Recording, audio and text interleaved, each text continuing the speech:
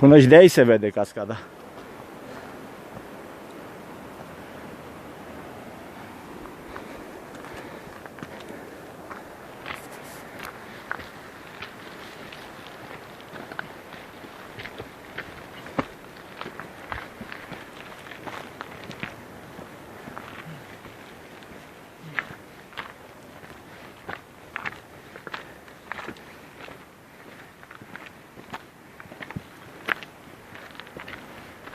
Aici ați mai dese semnele, uite-te și tu.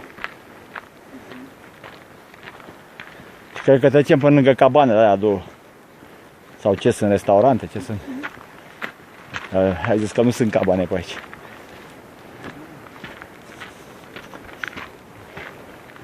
Am făcut semnul ăla degeaba acolo, la întoarcere.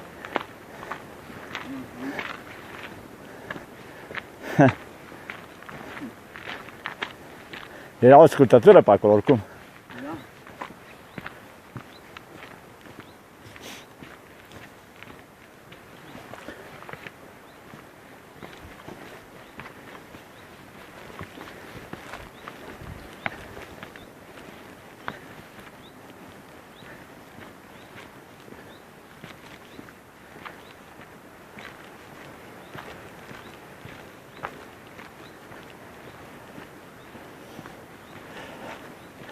Acum pentru mine e floare la ureche să merg pe aici, decât cât împing eu și bicicleta pe drumuri de astea, pe munte, înțelegi? De câte ori zic, mamă, ce bine ar fi acum să nu am să împing la ea. E grea și aia, știi? Te mai dezechilibrează, te mai casca pe cap, grea și transpiri cu tare. Ce să, uite, ce ți-am zis că ajungem la asta? Cine se gândea? Când eram jos acolo de unde o filmam eu. Că o să ajungem aici, cine se gândea? Se gândea careva? Eram mama naibii, cine știe, uite pe acolo pe unde e. Cred că am parcurs peste 7-8 km, aproape 10.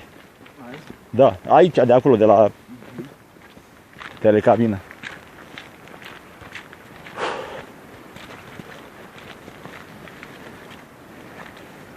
Că am avut ceva viteză.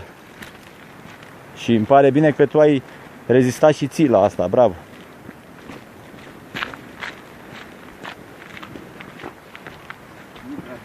E, cum? Foarte bine. Ce nu prea bine? Cât de bine să... Că aici mai putem întreba pe cineva. Dacă e. Dar cred că nu e nimeni.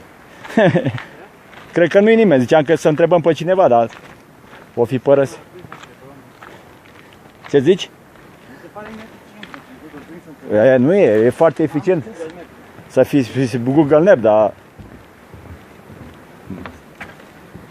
îți mai confirmă că e bine, că mergem pe drumul care trebuie? Uite ce frumos aici. Nețnaponunca.